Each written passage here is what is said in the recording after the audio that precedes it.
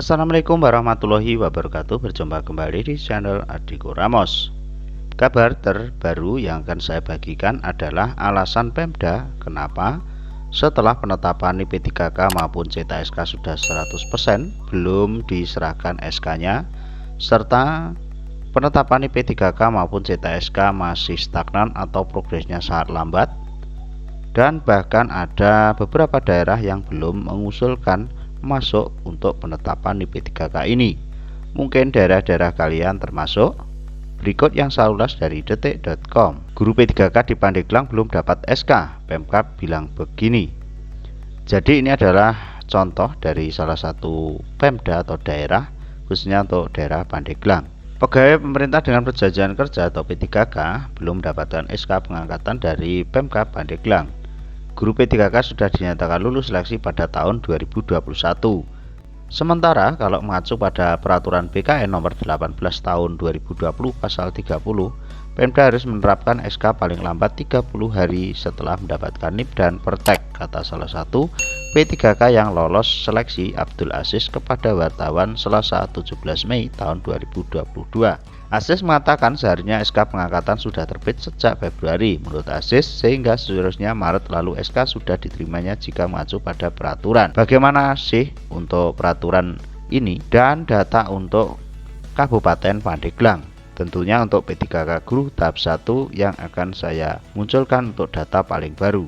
Data di Kabupaten Pandeglang paling baru adalah tanggal 13 Mei tahun 2022 yang berpusat dari BKN. Dari 1157 penetapan yang sudah ditetapkan, CTSK-nya adalah 350.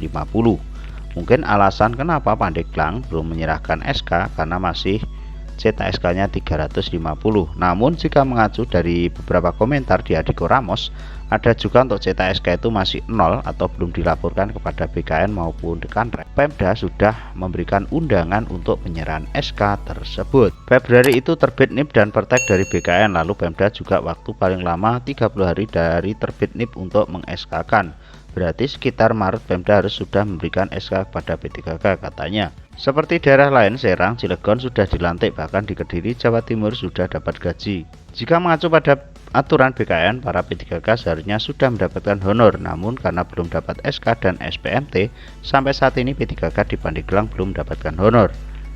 Terus bagaimana tanggapan dari Pemda Pandeglang menanggapi pernyataan dari salah satu P3K di daerah Pandeglang? Dan saya rasa bukan hanya kabupaten maupun daerah Pandeglang, namun beberapa daerah yang lain di seluruh Indonesia ada juga yang mengalami hal seperti ini. Bahkan untuk penetapan IP3K masih stagnan atau masih 0, serta untuk usul masuk penetapan IP3K juga masih kosong.